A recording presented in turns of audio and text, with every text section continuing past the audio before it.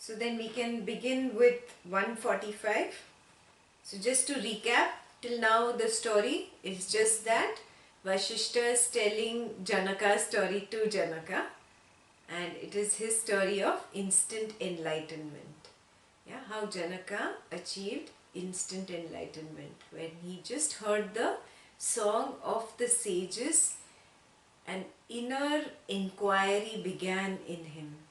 Yeah, and in that inner inquiry he started talking and thinking aloud or in his own mind, but realizing how his mind was lost in this maya, in this ignorance, and how he tells his mind that, you know, what you are doing is not right. Yes, and I need to withdraw. That's so beautifully put, na? Those 2 pages. How he keeps telling his mind that you are the cause for this maya, this ignorance. Yeah, so while he is saying all these beautiful things to himself, and you know, he's lost in his thought, then we have some disturbance in the story. So let's see what it is. Yeah. So who will begin with page 145 now? I can do it. Yeah.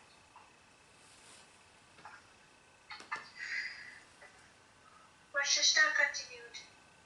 Seeing the king thus seated, engrossed in deep contemplation, his bodyguard respectfully approached him and said, Lord, it is time to consider your royal duties.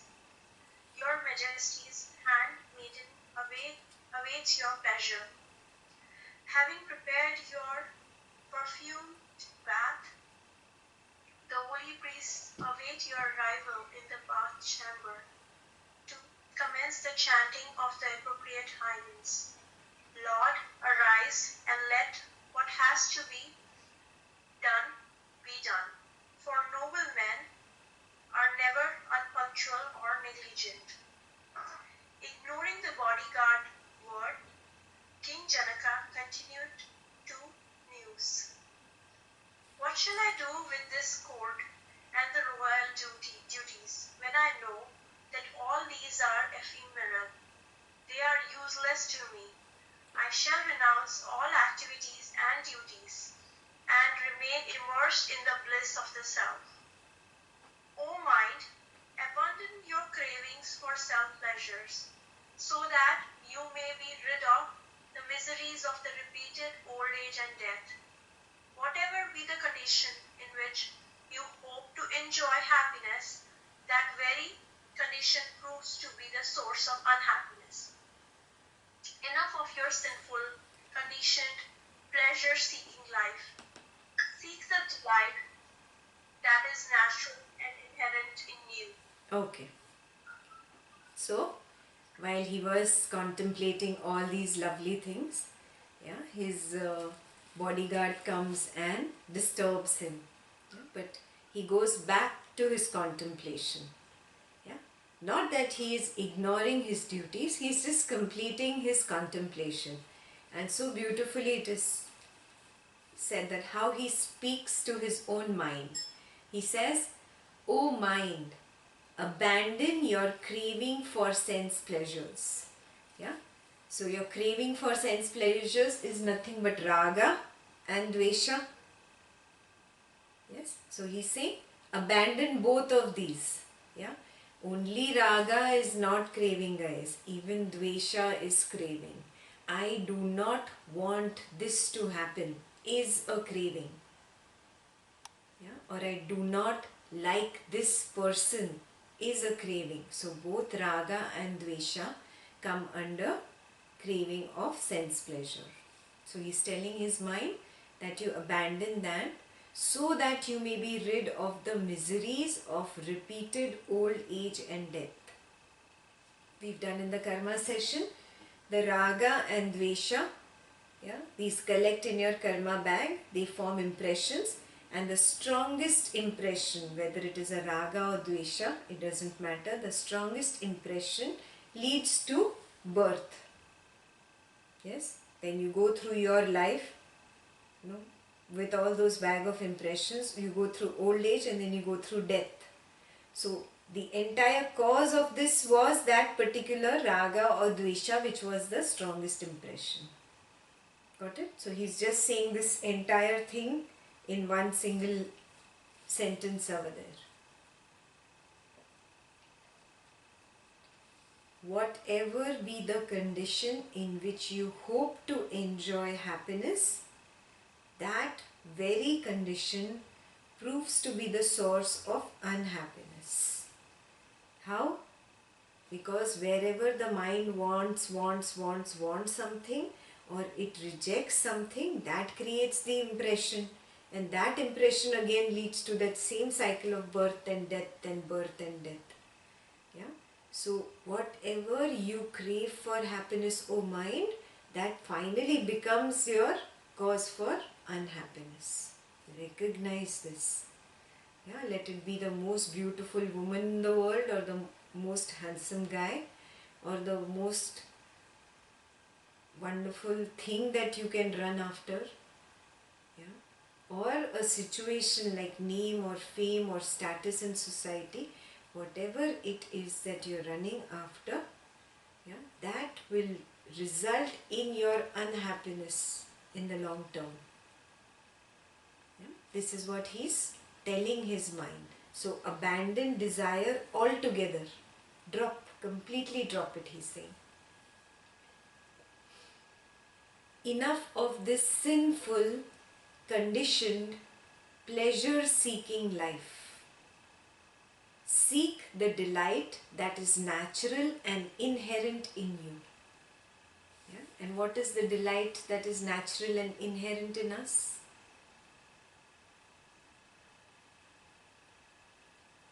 That joy, that pleasure, that peace that you get of not seeking. You remember where this has begun, right? Where he said, drop this continuous seeking.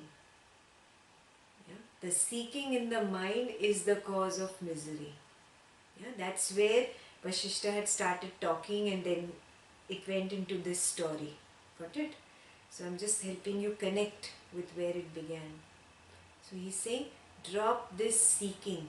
When you drop this seeking, the non-seeking state of your mind is the mind that is joyous, that is peaceful. That is your natural state. Yes?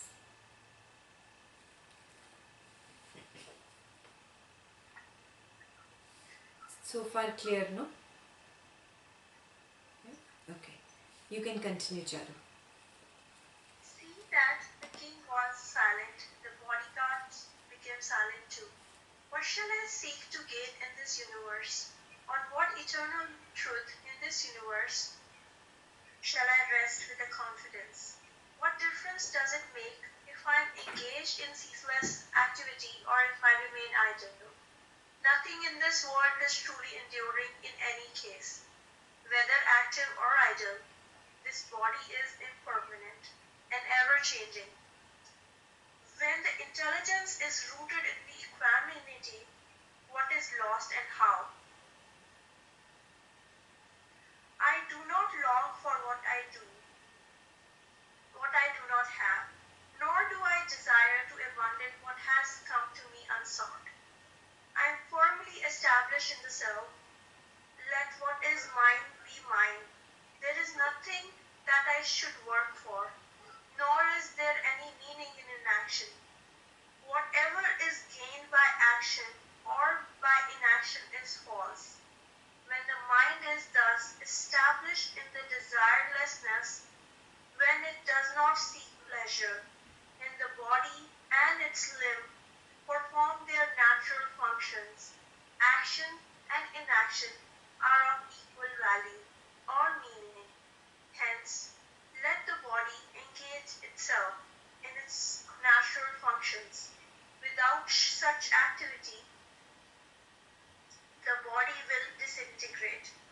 When the mind ceases to entertain the notion, I do this, I enjoy this, in regards to actions thus performed, actions becomes non-action.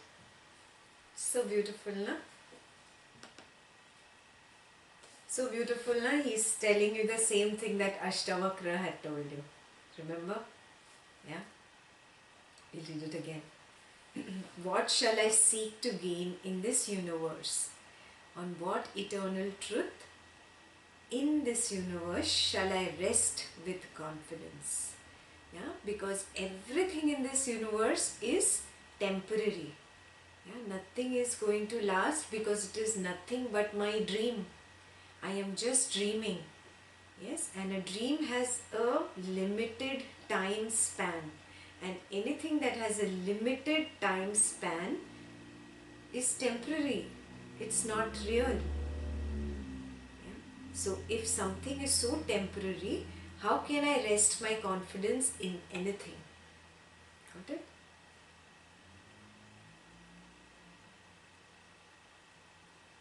What difference does it make if I am engaged in ceaseless activity or if I remain idle? Yeah? So it doesn't make a difference whether I'm doing action or I'm not doing action. It's all the same. Yeah? Because either ways, if there is a raga or dvesha, I am creating impressions and I am lost in the cycle. Yeah?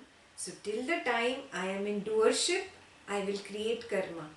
The moment I drop doership, yeah, then I am not creating karma, I am resting. Yeah? So it's a very intricate thing, huh? If you are lost in the world, yeah, your action creates karma, your inaction creates karma. Yeah? So action is equal to inaction when I am lost in this Maya. Yeah?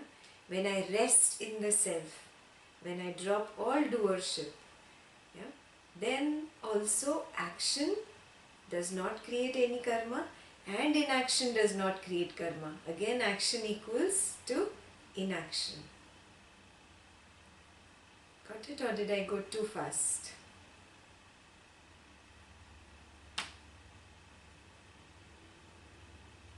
Tell me, I won't know otherwise. Yes, or did I go too fast?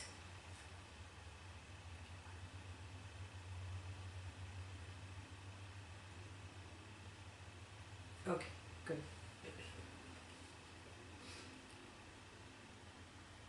Nothing in this world is truly enduring in any case, whether active or idle.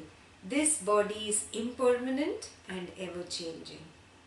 When the intelligence is rooted in equanimity, what is lost and how? Yeah? So you got it, no? In this very short paragraph, he speaks about both sides. When I am not in my center, okay, I have broken away from my center, I am lost in this prakriti of the five senses. Yeah, I am lost in this maya, in this ignorance. I feel what? I am the doer. Got it? And when I am in that ego and I am the doer, yeah, I also think I am the experiencer. So I experience everything good, bad, happy, sad. I create raga and dvesha. And because I create raga and dvesha, my action creates impression. My inaction also creates that impression of either raga or dvesha. I will not act out of some dvesha, right? Yeah, that's why action equals to inaction when I am lost in this maya. This first part is clear? Yeah. Now, when I become centered, yeah, I drop the doership. I am centered in the self. Yes, I am not lost in this maya anymore. Yes, when I am in this center, then whatever I do does not create karma, and even if I don't do, it does not create karma. Again, action equals to inaction. Got it? Yes, clear? Yeah.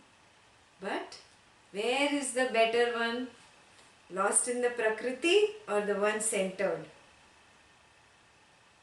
where I am centered, right? Because here I do not get trapped in the cycle of birth and death. But here I get trapped in the cycle of birth and death when I'm lost in the Prakriti. Got it? So when I am centered, it is a state of desirelessness, a state of non-doership. I do not exist only. Everything is just happening. Everything is just flowing like a river. Yeah? There is no I do this or I enjoy this or I am suffering. There is no I when you are established in the center, in desirelessness. Yeah? So simple. In desirelessness or non-doership, action equals to inaction. And this is what is the state that is worth achieving. Yeah? Janaka is talking to his mind. He's telling his mind. He's educating his mind. Yeah?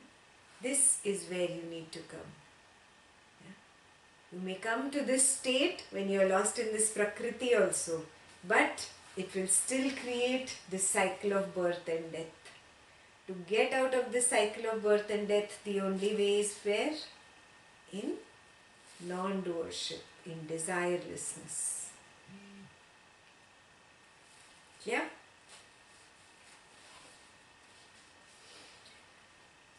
So now let's read what Janaka says. I do not long for what I do not have, nor do I desire to abandon what has come to me unsought. The word unsought is very important, huh? I did not go seeking for it. It has come because of that river of karma which is flowing. Something just came my way. That is unsought. Yes? I did not abandon that which has come to me unsought. Neither am I feverishly craving for something. I am firmly established in the self. Let what is mine be mine. Yes. Having that faith, he has that faith, in karma or, the higher power, that what is mine, let that come, let that be mine. I will not crave and I will not abandon anything. I will not run away from anything. There is nothing that I should work for, nor is there any meaning in action. Inaction. Now see, he is not abandoning work, but he is understanding that there is no need to attach any doership with the work that he is doing. Oh, I am doing. I did this. Yes, there is really no meaning to that, where work is concerned. Yeah? But at the same time, he is not abandoning that work. Whatever job comes his way, whatever action comes his way, he completes it. And the other side, there is no meaning to inaction either. I cannot say, oh, anyways, I am not the doer. No, I am just going to sit on the couch now. Yeah? Not acting, inaction is also an action really. You made an effort to even say, no, I am not going to act. I am sitting on the couch. It is an action. Yeah? So understand this. This is just the trick of the mind. Yeah? There is really nothing like inaction. Action equals inaction. Inaction equals action. Yeah? So, whatever is gained by action or by inaction is false. Yeah? So, dropping this doership that whatever came to me came because I did it. Yeah? That is the key point here. Drop this I am doing or I did it or I will do. Yeah? That is what he is saying here. Because whatever is gained by action or inaction is false. False means it is temporary. It is nothing but an impression which will again get you stuck in the cycle of birth and death. You will never get out of it. It's a vicious cycle. So it is temporary, it is a dream. When the mind is thus established in desirelessness, when it does not seek pleasure, when the body and its limbs perform their natural functions, action and inaction are of equal value or meaning. Yeah? So when are action and inaction equal? One, when the mind is established in desirelessness. Mind is established in desirelessness. Two, where it does not seek pleasure. Same thing, but the seeking tendency is also not there. Yeah? Third, when the body and its limbs perform their natural functions. Yeah? That means you do not resort to inaction because of desirelessness. Otherwise the mind will say, okay, I don't want, I am sitting here. Yeah? I don't want Yoga Vasistha class also, I am sitting. I am going to just sit and do nothing. Not log on to Google Hangout. Not doing is also a doing actually. Got it? So, the body-mind complex will perform its natural functions. Whatever is coming their way on account of karma, you wash your hands off. Complete it and move on to the next. And then move on to the next. Without desiring. Without seeking. Yeah, because it is a continuous flow of karma. It is, some or the other action is going to come your way. It will never happen that an action will not come because you are not desiring. This is one thing that the mind comes up with. An argument of the mind. Oh, if I don't desire, how will the next action happen in my life? Yeah? The next action is anyway falling into your lap. It's not because of you desiring. Recognize this thing. You have a bag full of karma, and one by one that is falling into your lap. One by one it falls into your lap. Sometimes so many together fall into your lap. Yeah? It's got nothing to do with your thought. Yes? So recognize this. It's not your desire that makes you get up and do that. It is that action that has fallen in your plate at that moment that propels you to do it. Yes? So if ever the mind comes up with this argument, drop it. See, this is very silly and immature. Okay? Hence, let the body engage itself in its natural functions. Without such activity, the body will disintegrate. Yes, because the body's dharma is action, activity actually. Yeah, your body cannot just sit and not do anything. It's not possible. Yeah, even the laziest person will keep shaking his hand, keep moving his leg, keep moving his body. Yeah, even the laziest person will keep talking. Yeah, so recognize this. Activity is the dharma of this body. So let it do its action. That's its natural function. You should not come in the way and say, oh, now I will not do. I am not the doer, so I will not act. This is wrong. This is an incorrect understanding of the knowledge.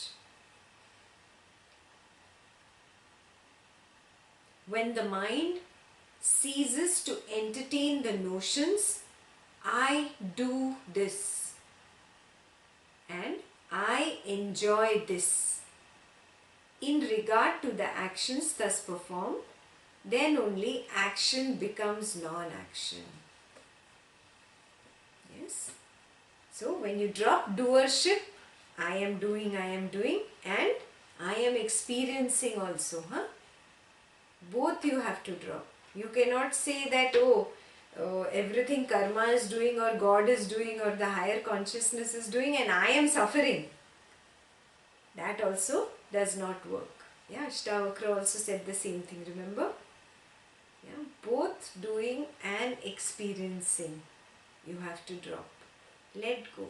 Anyway, you are not the doer and you are not the experiencer. Clear? This page is clear? Yes, Akul.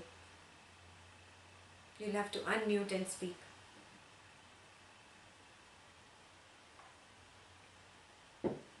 So, whatever I get, it is because of my past karma. I'm getting something because of my past karma. So, whether I desire for that or I don't desire for that, it's because of the past karma. So, in any way, it remains unsought. But when will you say that I got this because I sought this thing? Everything that you get, you have sought for, including this Yoga Vasistha class. Yes? Everything that you have got till now, because you are so lost in the Prakriti and Maya till today, that whatever I am getting is because I have sought for it in the past. The seeking was there. Yeah? So now Janaka is talking to his own mind and saying, now drop this seeking. Yeah? Because of seeking, you have been lost in this cycle of birth and death. And you will never come out of this cycle till the time you keep seeking. So he's telling his mind, do you really want to come out of this cycle? Point number 1. Point number 2, if you're really sincere about coming out of it, then stop seeking. Seeking creates agami karma and your bag becomes fuller and fuller. Yeah, suppose you have this bag. Yeah, I already have 1,000,000 impressions inside it. All negative, positive, everything. Yeah, and this bag, how is it getting empty? By one impression coming to me today. Yeah, one very something I had, a raga for, or somebody I had dvesha for. Suddenly that person comes into my life today. Yeah, so from here it has the potential to get wiped away, that negative one. Yeah, but if I get angry with that person again for something, I am creating another stronger impression. Yes, this is seeking. I am seeking that this person should go away or not be there or not say what he said or not do what he did. Are you seeing this? But this happened because of my past. In this present moment, I had the reins in my hand to clear off one from the bag. But what did I do? Instead got angry and had more hatred in my heart. I put a more stronger impression in there. This is what seeking does. Your bag remains full always and you will be stuck in this cycle of birth and death because of this full bag. Got it? This is the meaning of seeking. Huh. I understand that when you impress it, when you're seeking something, you're feeling agami karma. And what you're getting today is because of you sought something in the past. So how would you explain that what I'm getting today because I did not seek anything in the past but I'm still getting it? You are still not there. Janaka is there. Yeah. So now Janaka is just getting enlightened. He'll get enlightened on the next page. He's still not enlightened. He's telling his mind, you stop seeking. Yeah. So what will happen? When the mind stops seeking, one impression comes its way. Yeah. And it wipes off that one impression without creating a new one. Yes, but the bag is still full. It will keep coming. Things will keep coming on account of the full bag. Good or bad will keep coming. So it's coming even if he is not seeking now. He's learnt his lesson. The mind has learnt, has stopped seeking. And one more came and he managed to wipe it off. Wipe it off means loan chuka diya. Got it? Do not think good or bad. Even if you get $1 million, it is sorrow. You think in your limited perspective that $1 million is pleasure. No. It is more sorrow than pleasure. It's very temporary. Yeah, because it increases your bag even more. Yeah, so the highest knowledge is what? Everything, good or bad, I keep completing my loan, being very calm, very centered. Yeah, and in the end, maybe this is where I reach. Got it? Yeah, this is what Janaka really wants. He wants to stop seeking, empty his bag, yeah, and become liberated. Got it?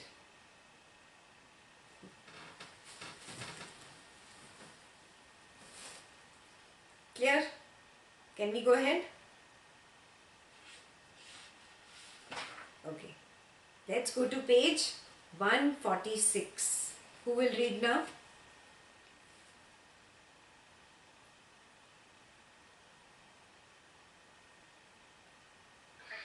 Yeah.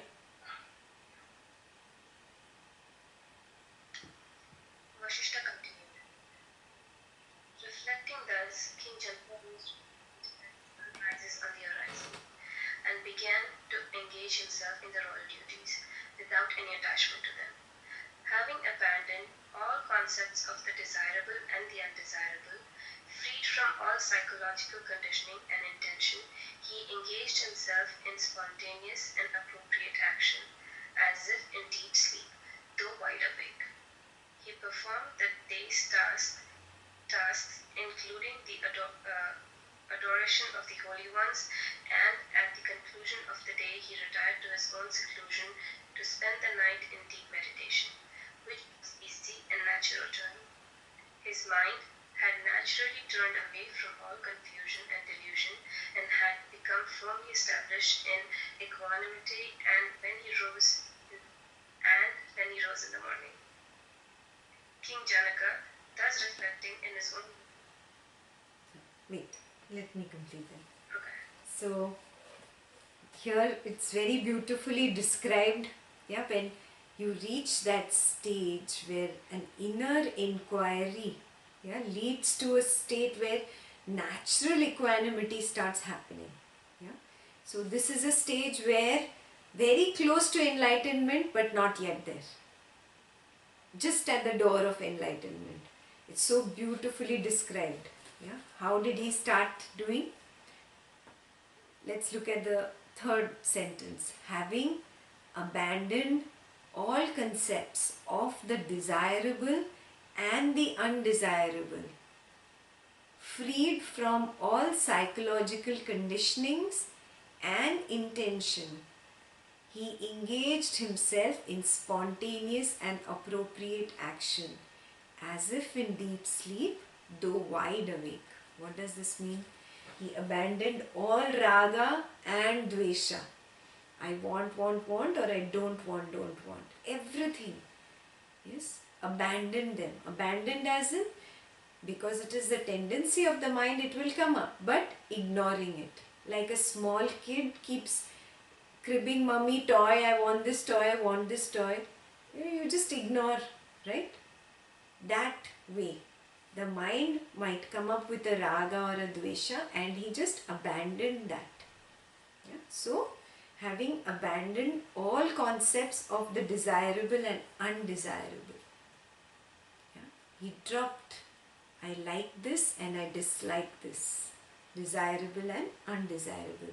He became free from all psychological conditionings and intention. We've talked about conditionings. Yeah? When I keep encouraging, I like this, my mind starts becoming conditioned. Yes, and it wants that only.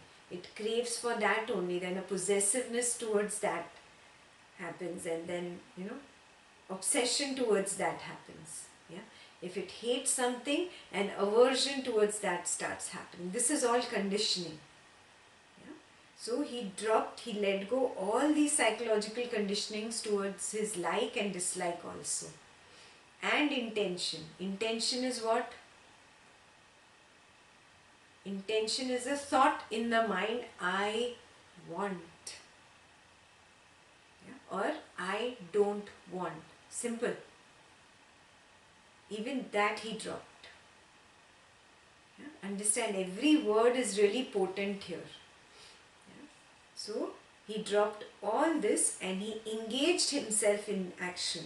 He didn't stop doing any action. But what kind of action? Spontaneous. You remember? Act spontaneously, Ashtavakra 25. Yeah? Acting spontaneously means what? Anything that comes my way, whatever is the appropriate action, I act from my nature. Yeah? The example Guruji had given in Ashtavakra was, when a little child is just about to fall, you don't start thinking, do I like the child, do I dislike this person, should I help him, should I not help him. There's no raga, dvesha in the mind. Immediately a natural inclination in you is there to go and hold the child so he does not fall. Yeah? Or if he's fallen, to help him. That is spontaneous action. Yeah? It's not impulsive action, it is spontaneous action. Remember, impulsive action is also out of raga or dvesha. Give me an example of impulsive actions that you've done or that people do.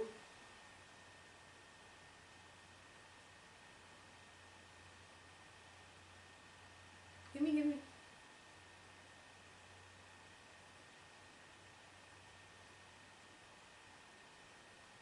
lot of times you may have just parked your car or something and someone else backs into it by mistake. Your first reaction is to go and fight with that person without thinking that, oh my god, maybe that person couldn't see up at the back. Yeah. That's an impulsive thing that you immediately go and you're like, okay, what's your insurance? Beautiful. You And that came out of an instant dvesha in the mind for that person. Are you seeing this? Impulsive action will always have a raga or a dvesha. She gave you example of a dvesha, I'll give you an example of a raga. You have this intense raga for clothes or shoes, and then you're just, passing by. Yeah? You're actually going to work, but you see a beautiful dress in the window and you're like, oh, I have to get this. That's it. You just go by and you come home and you realize, oh, I acted impulsively. I really didn't need this dress and it's too expensive. Happens? Yeah? Impulsive action is not spontaneous action. Yeah? Impulsive action will usually have a raga or a dvesha behind it. Spontaneous action comes from your nature. Yeah? Your nature of love, your compassion, the joy that you already are. Yeah? That nature of fullness that you already are. Yeah? So whatever I need to do in this situation right now, I just do and I wash my hands off. Yeah? The moment I wash my hands off, it gets erased. Yeah? If I have a raga or dvesha created in that situation, finish. Then my bag starts filling again. No use. That is not spontaneous action. You got it? Yes? A spontaneous action will help you erase an impression. Yes? An impulsive action will create an impression. Are you getting the difference? Yes? In a spontaneous action, whatever the action may be, a previous impression that has come my way right now will get erased and I will not create any more impression. Yeah? Get this very clear in your head. Very clear. So next time your mind comes up with an argument like this, it should not be able to stand. Yeah? Spontaneous action is out of my nature, my dharma, my nature of love, my nature of compassion, my nature of fullness. Yeah? Whatever comes my way, I just do. Yes, and then things come your way. Even when you are not seeking, there is a lot coming your way. Yes, and I know that for sure. Yeah? You have to just stop seeking to know it. Yeah? Anyway, things come to you. Yeah? That is called a siddhi. Yeah? When you do not seek, then also things just keep coming to you, keep coming to you. That is a siddhi. Okay? So let's complete this. He does the appropriate action as if in deep sleep, though wide awake. Why is it said as if in deep sleep? When you are in deep sleep, have you noticed you are not dreaming? Who remembers the 3 states of consciousness we've done? What are the 3 states? Quickly. Dream, sleep, And awake. perfect. Waking state, dream state, sleep state. That means in the deep sleep state there is no dreaming. Dreaming happens in the dream state. Are you getting this? What do you dream of? You dream out of your raga or dvesha. Whatever happened during the day, whatever did not happen during the day, whatever are your past ragas and dveshas, that is what comes up in your dreams. Yes? In a deep sleep state, you are not dreaming. So in other words, deep sleep state equals to a state devoid of raga and dvesha. Clear? Is that clear? Sakul, I see big question mark. Huh. So, deep sleep state is devoid of raga and dvesha. Yes? That's why it is said like this. He is doing his spontaneous actions. Yeah? And it seems as if he is in a deep sleep state. Though he is wide awake. Yeah? This is a very beautiful state to be in. Though you are wide awake, you are doing actions as if you are in a deep sleep state. Understood that? Yeah. He performed the day's tasks, including the adoration of the holy ones, and at the conclusion of the day he retired to his own seclusion to spend the night in deep meditation, which was easy and natural to him. His mind had naturally turned away from all confusion and delusion and had become firmly established in equanimity. And when he rose in the morning, King Janaka thus reflected in his own mind. Now you can continue reading. O unsteady mind, this worldly life is not conducive to your true happiness. Hence, reach the state of equanimity. It is in such equanimity that you will experience peace, bliss, and the truth. Whenever you create perverse thinking in yourself, out of your wantonness, it is then that this world illusion begins to expand and spread out. It is when you entertain desire for pleasures that this world illusion sprouts countless branches. It is thought that gives rise to this network of world appearance. Hence, abandon this whim and fancy and attain to equanimity. Weigh in the balance of your wisdom the sense pleasures on one side and the bliss of peace on the other. Whatever you determine to be the truth, seek that.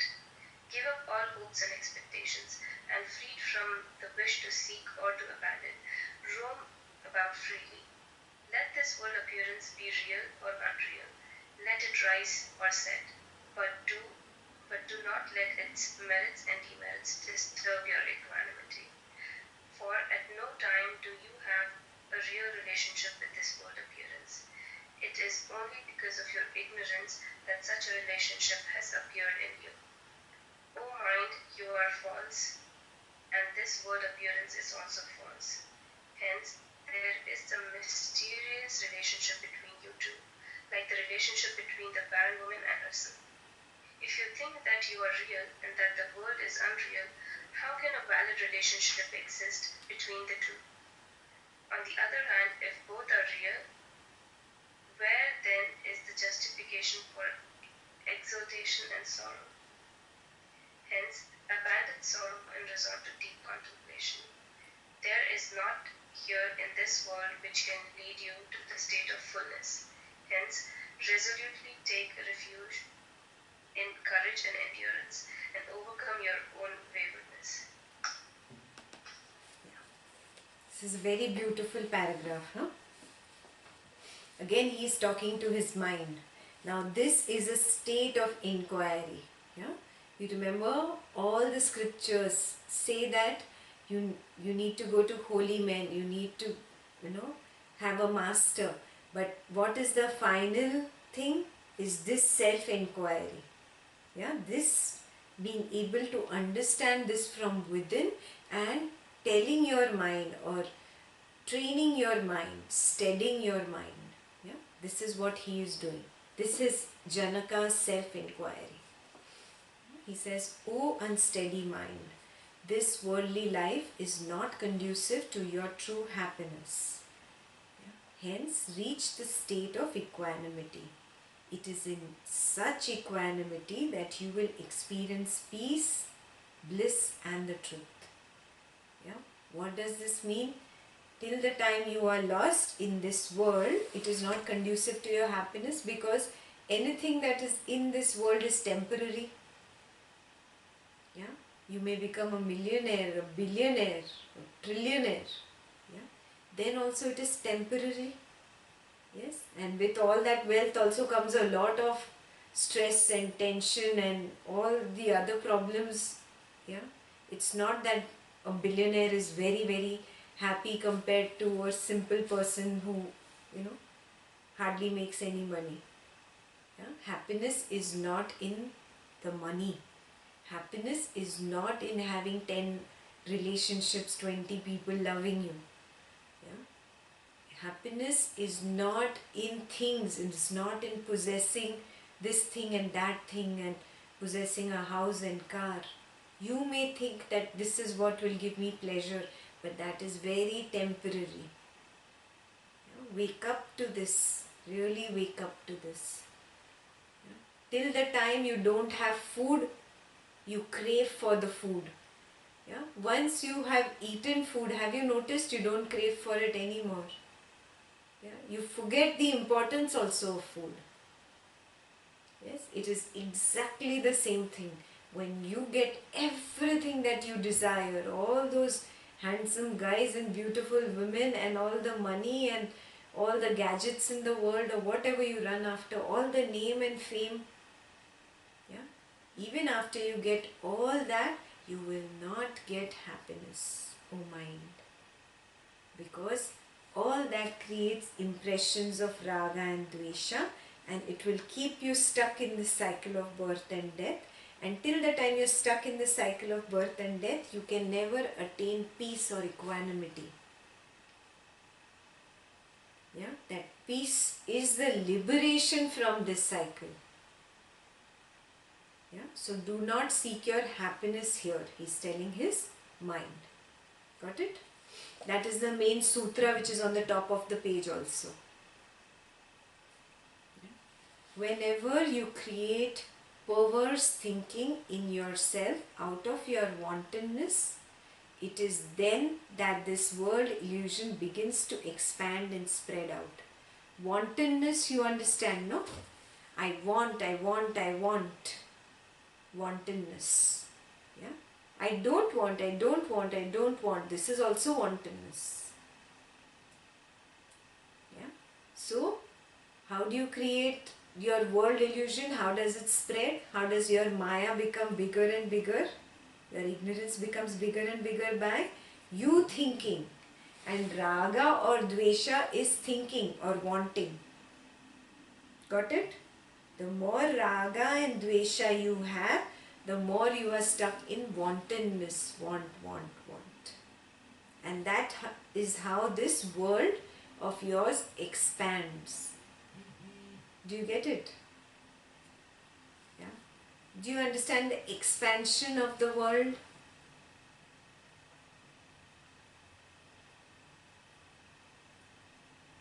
Tell me what you understood.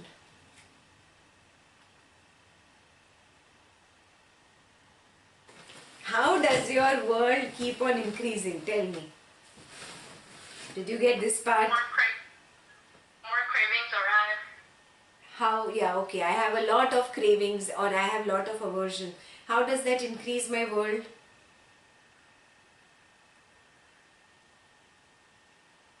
Maybe I'm just understanding it wrong. I feel like it means that Maya just keeps getting bigger. I get more lost in it.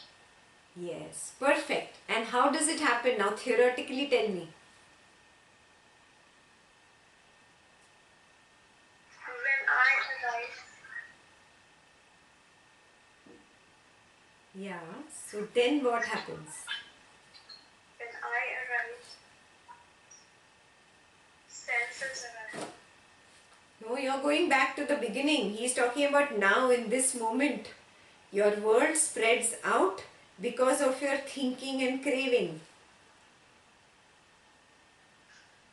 Because you start repeating more agami karmas.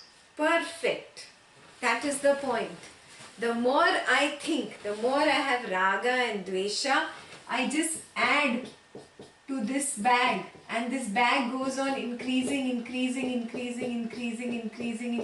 The more I think, got it?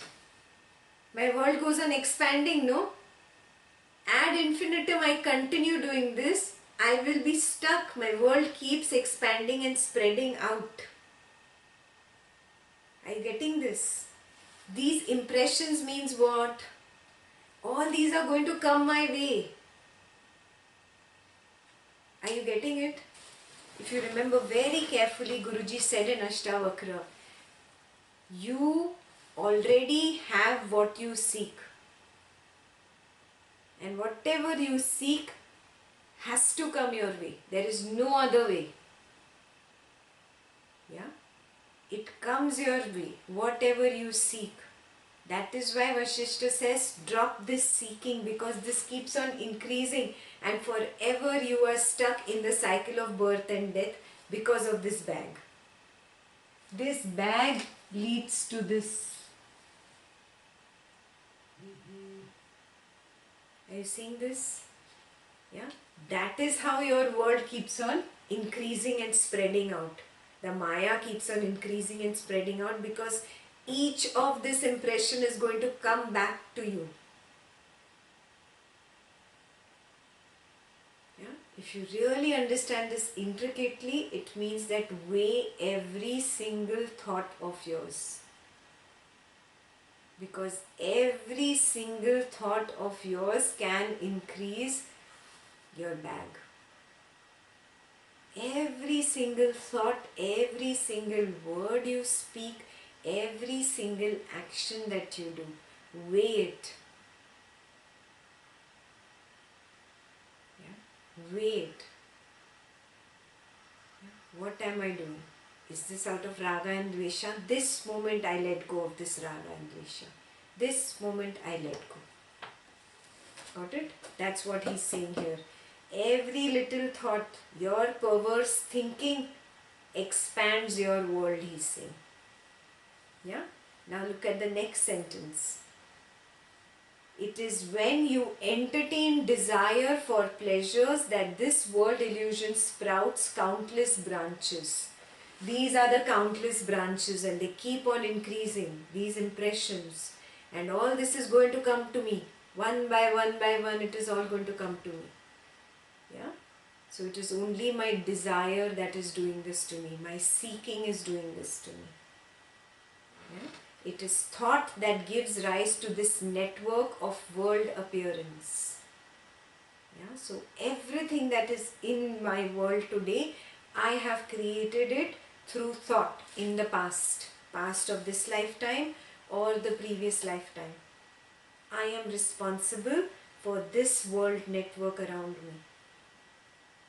Got it? And I will be responsible for whatever comes to me in future.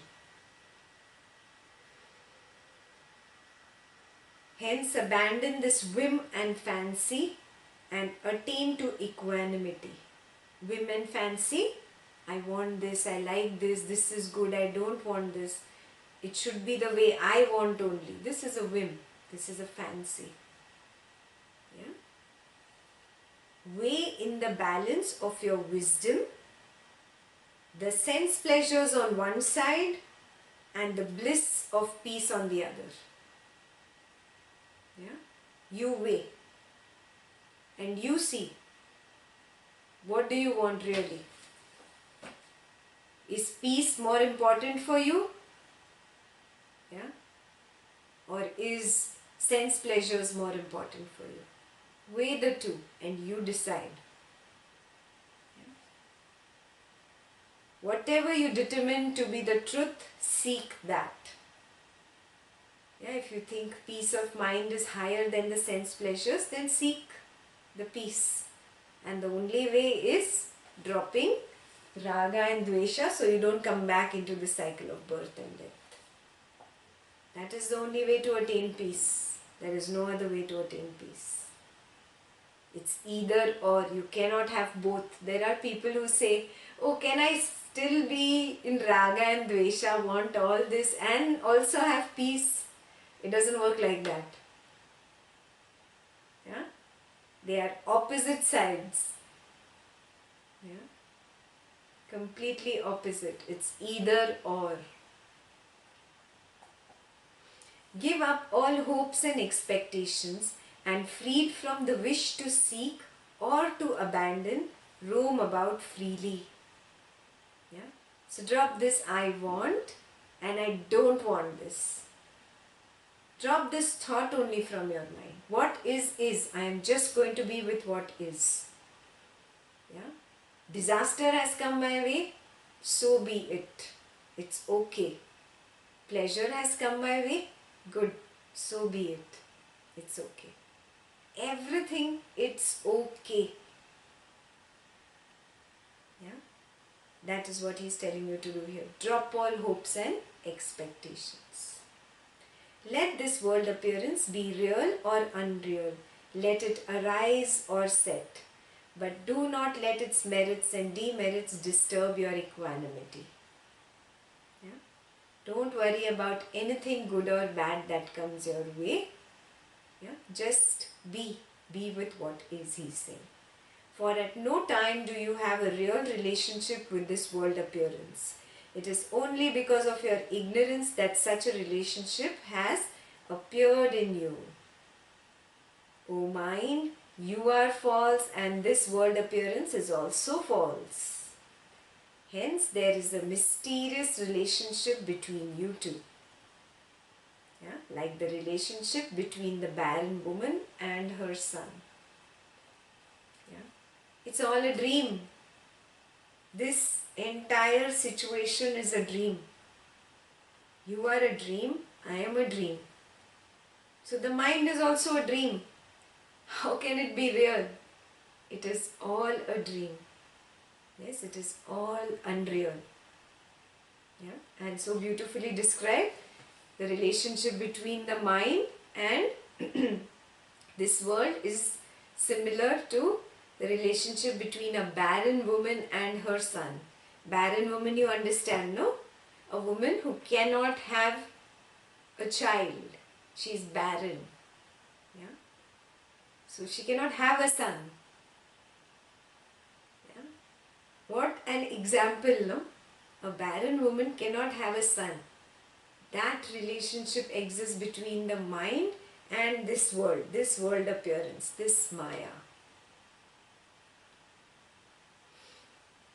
If you think that you are real, he's talking to the mind, very carefully read this. If you think that you are real and that the world is unreal, how can a valid relationship exist between the two? Right? There cannot be a relationship between real and unreal, no? So, obviously, this basis, this thing that the world can be unreal while the mind is real is a wrong assumption. Yeah, so assumption number 1 is wrong. Yeah. So let's take the other assumption. On the other hand, if both are real, means the world appearance is also real and the mind is also real. This is assumption number 2. Where then is the justification for exaltation and sorrow? Yeah. What is exaltation and sorrow? Exaltation is happiness. Your graph goes up. You're on top of the sky. Sorrow is sadness. Yeah. If this world was real, real means that which is not temporary, that which is permanent. Yeah. And that which is permanent can only give joy. Right? Then how is there sorrow in this world? So assumption number 2 is also wrong. Because there is sorrow. There is sorrow in this world also, and sorrow happens in the mind also. So assumption number 2, that both are unreal, is also wrong.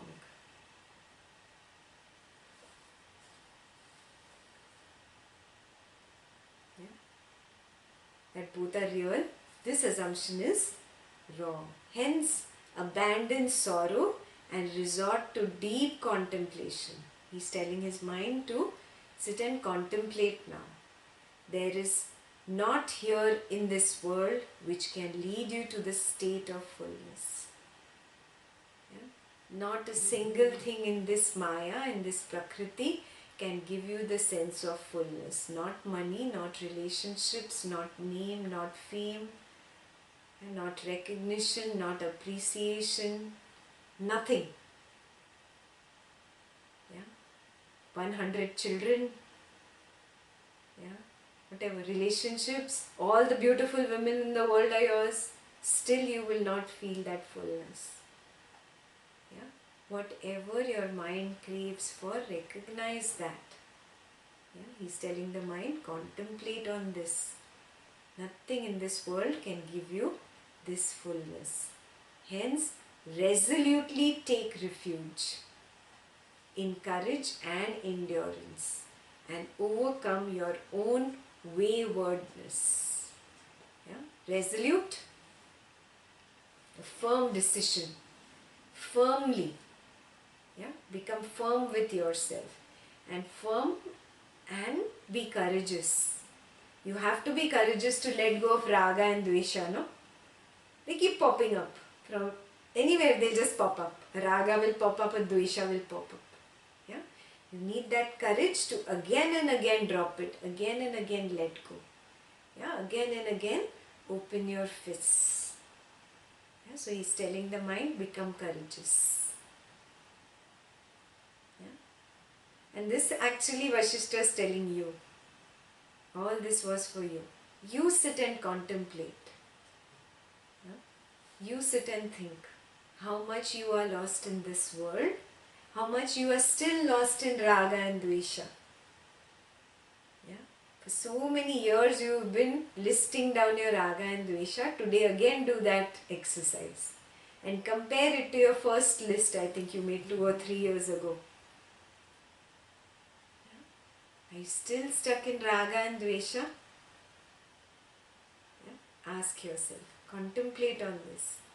And recognize this. It's not going to bring you any fullness. In 2 or 3 years, has that raga or dvesha brought you that fullness that you've been seeking? Has it brought you that peace of mind? Yeah? Now at least, wake up. Drop. Let go. Stop seeking. What will happen? At the most, what will happen?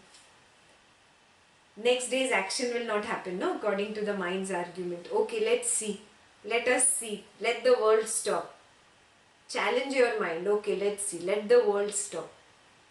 Let me just sit and not seek. Yeah? I'll just do whatever action comes my way, but I will not seek. Can you do this? Take this as homework. Yes, I don't see any thumbs up for homework. Yeah. And this week's homework. No seeking. Whatever comes my way, I will just act spontaneously. Out of my nature. Yeah. Not out of raga and dvesha. If I act out of raga and dvesha, that's not spontaneous action. No seeking and just acting spontaneously from moment to moment to moment to moment. This is the homework for the week.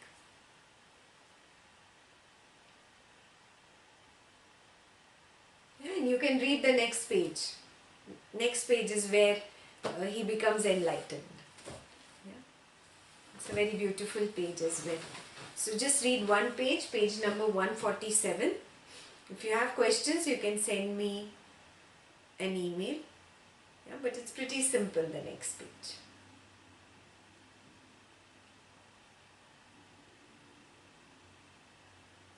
Clear? Any questions?